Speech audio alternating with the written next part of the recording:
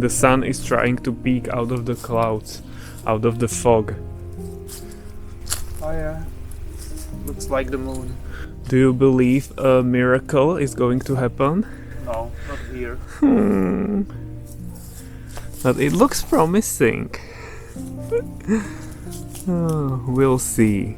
I was looking at satellite data and it's sunny close by to where we are.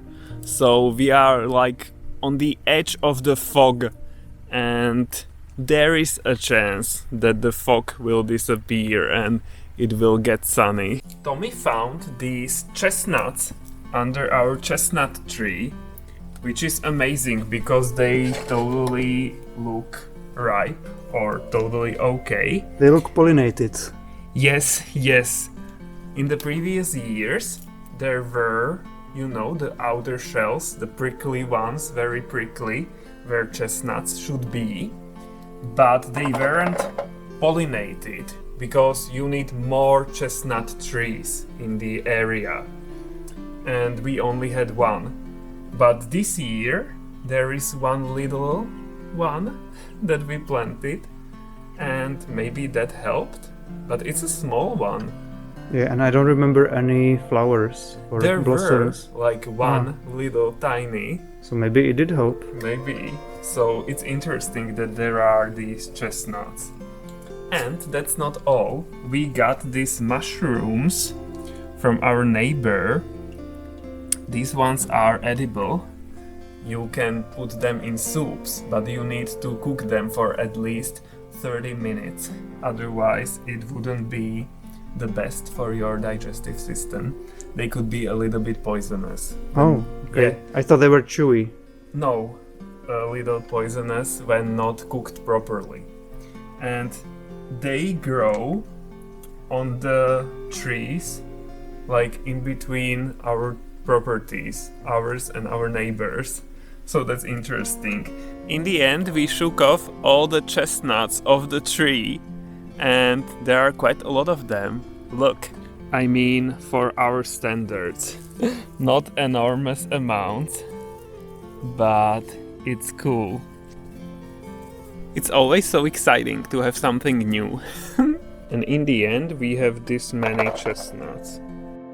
Guys, I found the mushrooms here on our side as well. So it's not on the trees, but there are roots of the trees underneath it, or remnants of the trees. But these ones are old, so they are not good. We are not going to eat these ones. And I found a group here as well. Hopefully it's them, and these ones are young.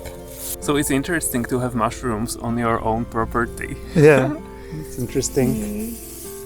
And I found them by accident because I was just walking here and they were totally hidden in the grass like this.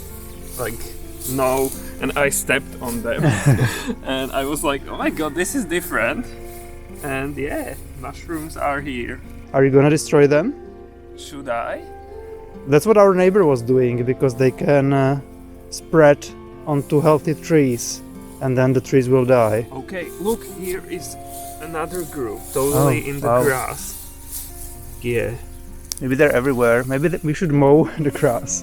Yeah, we should, because it's so wet in the grass, even though it wasn't raining much, but it's still drizzling, there is dew in the morning and everything, so the grass is wet constantly. And that's the reason why we haven't mowed it yet.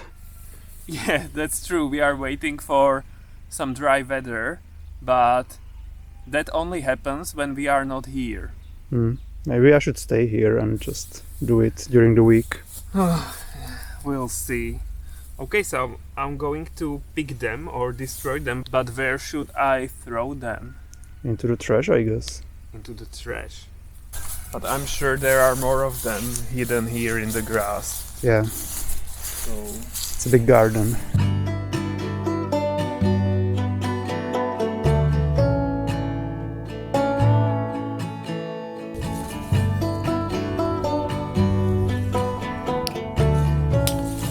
I'm picking walnuts. of the ground, but it doesn't look good.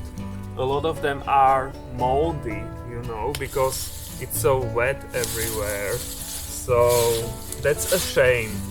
It doesn't look like the harvest is going to be very good this year. So I'm sorting them.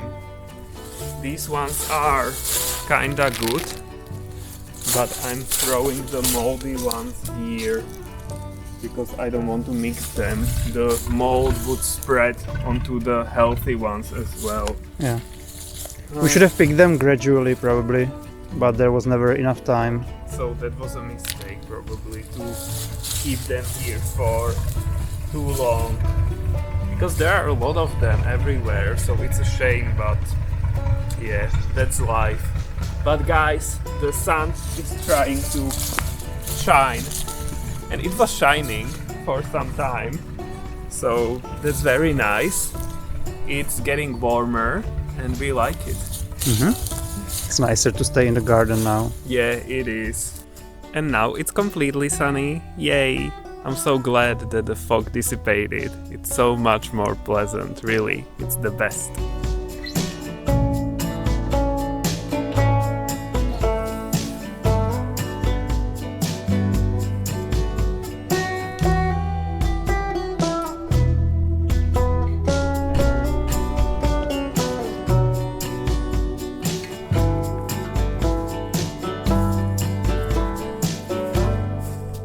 It's always difficult to leave, not just emotionally, but there's always a lot of things to harvest. And this is everything we harvested today. We have some potatoes. Today we were very happy because they are big ones. Yeah. We have some carrots, then some radishes, big ones, the white ones, which we didn't know before, but they are very tasty. We have chestnuts, which is very unusual, and a lot of them, so it's nice. Then we have some lychee tomatoes, the mushrooms, some goji berries. They keep coming. We've been harvesting them for maybe 3 months now, and they gradually keep ripening, so that's nice that you can keep eating them. Yeah. We still have some tomatoes, although they are not fully ripe, but we'll put them in the sun and hopefully they will still ripen. And then some arugula. Of course. Yeah, a lot of it. Arugula. Yeah. Wow. We have infinite amount, so that's nice. And we found one more pumpkin in our patch. So we harvested it. It looks like it was in the frost, so it will probably not last, but Peter promised he would prepare it very soon. Yeah, I will do something with it and we'll see. So it would go bad in the garden, so why not take it? Yeah, in the worst case we will not eat it. Yeah. So that's it? No, that's not it. Show us the apples. Oh yeah, I was harvesting apples today. So there's one box here. I wanted to keep them outside because they were a little bit wet. So I want to make sure they are dry before I put them in the house. And I put some here as well. So there's one basket of apples here. Okay, not very visible. And here's one basket of apples, and the other basket contains walnuts. So everything is drying off. So this is how we usually leave. Always something, a lot of it usually. Yeah. And it's amazing to harvest a lot of things. And then in the city we can eat everything, and we have to eat everything. And it's always fun to have your own produce. Back in the city, I prepared this lovely soup out of the mushrooms. But my time in the kitchen wasn't over, of course. We picked these chestnuts a few days ago, and they got more brown. And I'm going to prepare, or I'm going to attempt to prepare a chestnut puree for the first time ever. Ooh. Yeah, I have to prepare the chestnuts. I have to cut a cross into the outer shell, Otherwise, they would explode while cooking or baking. Some recipes say that we should add a little bit of salt into the water. So let's do that. And now I'm going to cook the chestnuts. Look, they are in water. And let's cook them. It should be cooking for 30 minutes. So quite a long time.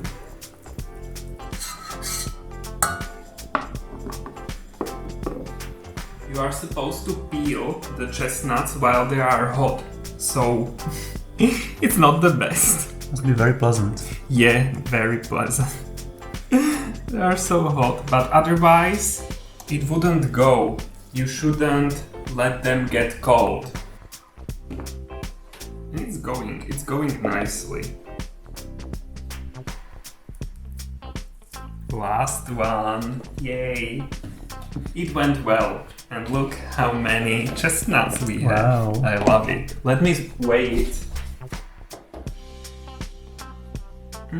Almost 500 grams, but 120 is the bowl, so 380. But for free, and we were expecting 0. Yes, it's so amazing to have our own chestnut harvest. I love it. It's so unusual.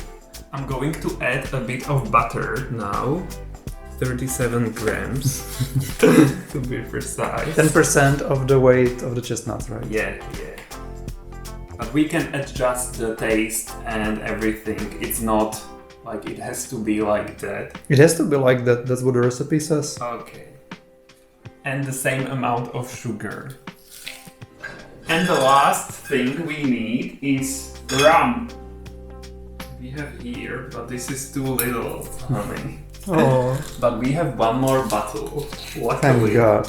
Yeah, thank God. We need 2 tablespoons. Or maybe less because they had more chestnuts. 1.5.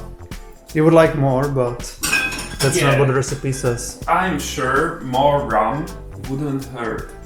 And what we are going to do now is to use this immersion blender, and we are going to create puree from this. So let's go.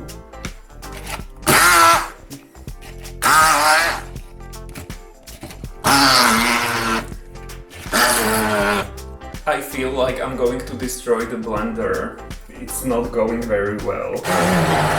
Oh my god. I thought this would be easier. In the end, I added a bit of water and it goes so much easier. So yeah, add a little bit of water and then everything is okay. Or we should have added more rum. That was it. That was the fatal mistake. Yeah. Let me taste this.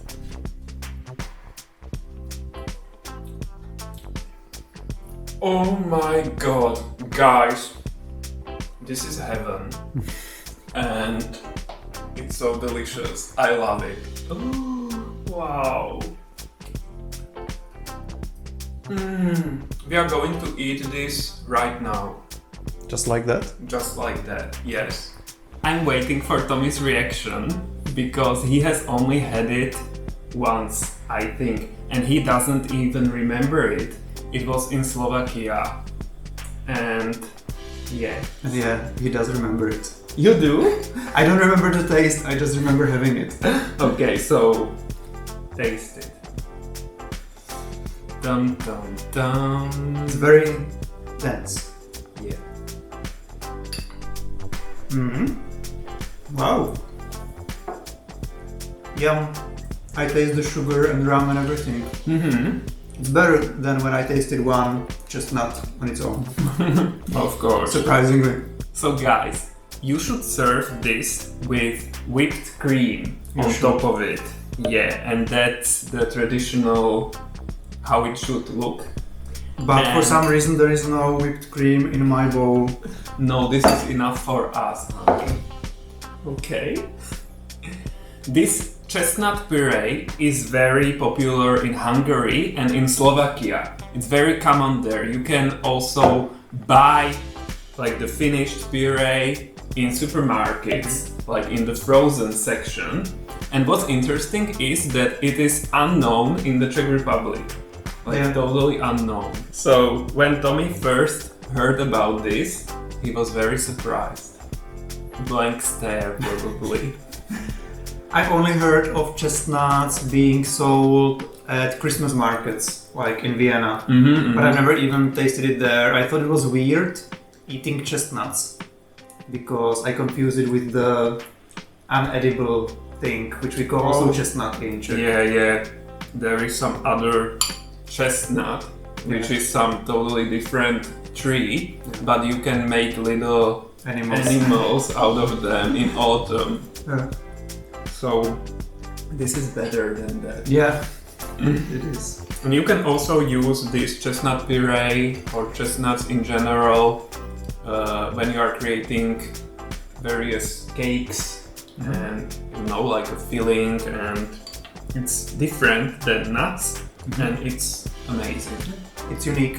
It's such a great feeling when it's made of our own chestnuts. It's a great feeling and a great filling. Yes.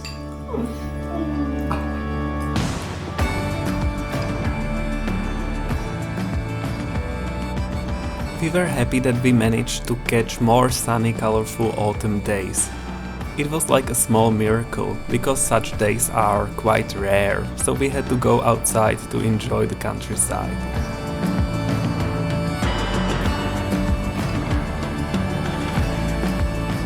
The sunny warm weather also helped to dry the constantly wet grass, so Tommy was able to mow at least a part of it before winter would come. And that's it for now. Give us a like and see you guys next time. Bye!